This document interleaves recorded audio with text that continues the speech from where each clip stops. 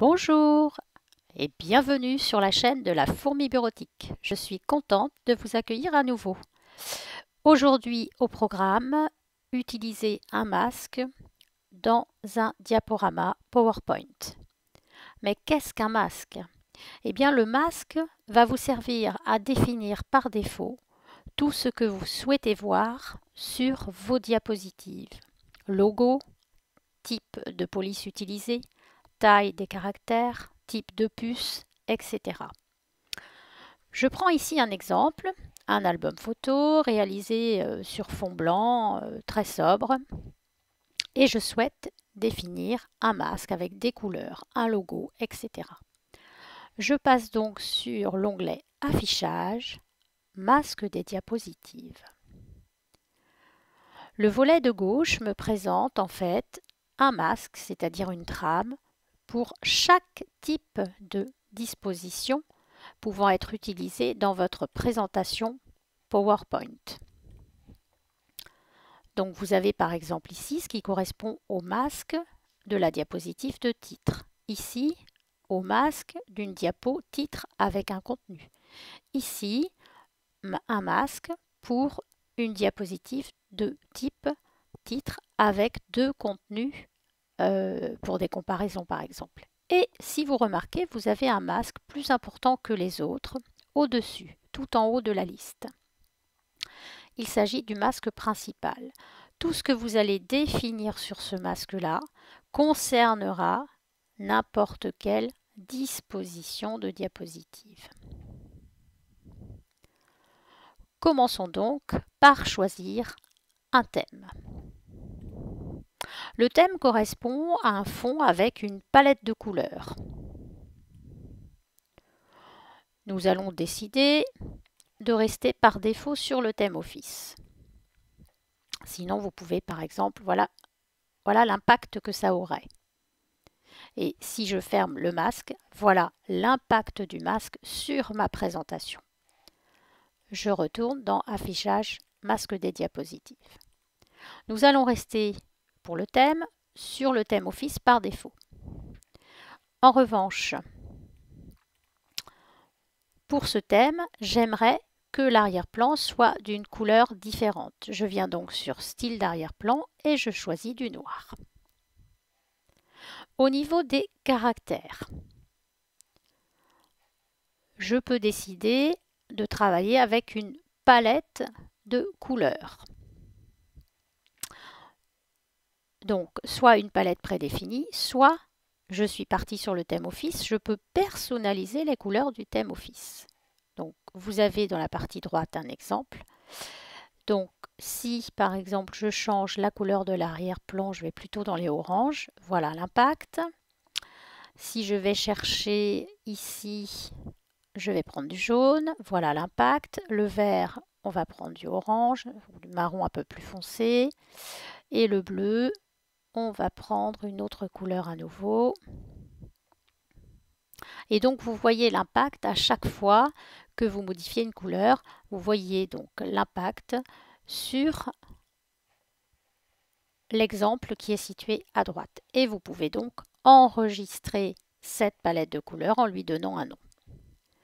Nous allons nous rester ici sur une palette prédéfinie, dans les tons par exemple jaune. Rien ne vous empêche, après avoir choisi la palette, de venir toujours personnaliser les couleurs. J'ai donc choisi un arrière-plan, une palette de couleurs, un thème. Reste maintenant à appliquer. Si je souhaite, par exemple, que tous mes titres apparaissent de couleur jaune, je sélectionne la zone de titre du masque principal. Je viens dans Accueil. Et ici, je vais retrouver la palette que je viens de choisir. Et je vais aller sur du or et je vais mettre en gras.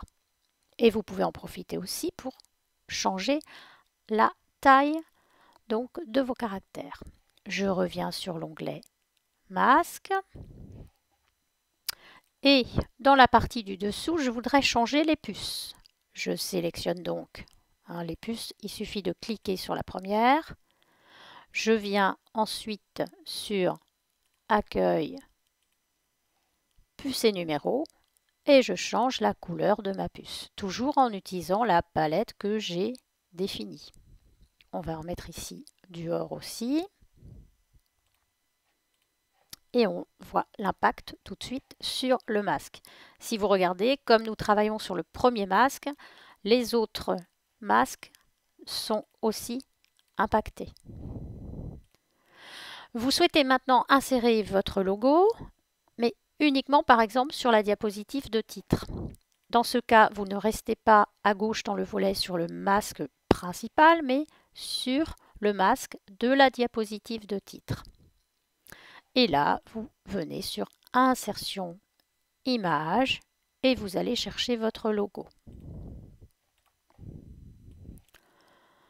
Vous le diminuez, vous le positionnez comme vous voulez. Si vous regardez dans le volet de gauche, on voit bien que seule la diapositive de titre est impactée.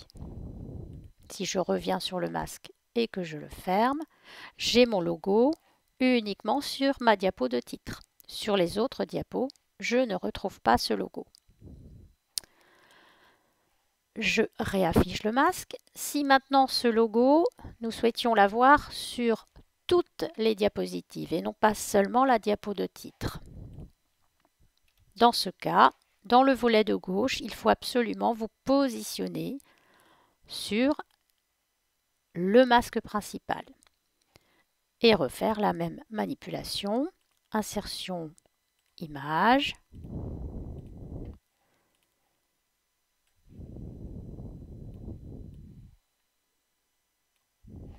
Et là, je vois bien que toutes mes diapositives seront impactées.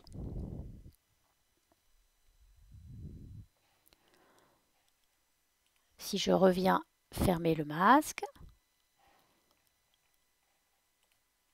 voici donc mon diaporama. C'est très bien, mais si je crée maintenant une nouvelle présentation, est-ce que dans les thèmes, je vais trouver celui que je viens de définir? Non. C'est-à-dire que si vous souhaitez maintenant réutiliser ce masque dans de nouvelles présentations, vous pouvez enregistrer un thème. Donc vous revenez afficher le masque de vos diapositives et ici vous allez venir sur thème, enregistrer le thème actif et vous allez lui donner un nom. Par défaut, il va aller s'enregistrer dans le dossier qui a été défini par défaut pour les modèles PowerPoint. Donc surtout ne changez pas ce dossier, sinon vous aurez du mal à le retrouver pour l'appliquer. Vous lui donnez un nom, donc par exemple la fourmi bureautique, et vous l'enregistrez. Je referme mon masque. Je veux créer une nouvelle présentation. Je vais donc maintenant dans Conception. Et si j'ouvre la liste des thèmes, je trouve ici le thème que je viens de personnaliser et qui s'appelle un LFB. Je peux l'appliquer. Je vais créer une nouvelle présentation en insérant toujours de la même manière des nouvelles diapos et à chaque fois mes logos seront prédéfinis, mes puces seront de la couleur de celle que j'ai choisie ainsi que mes titres.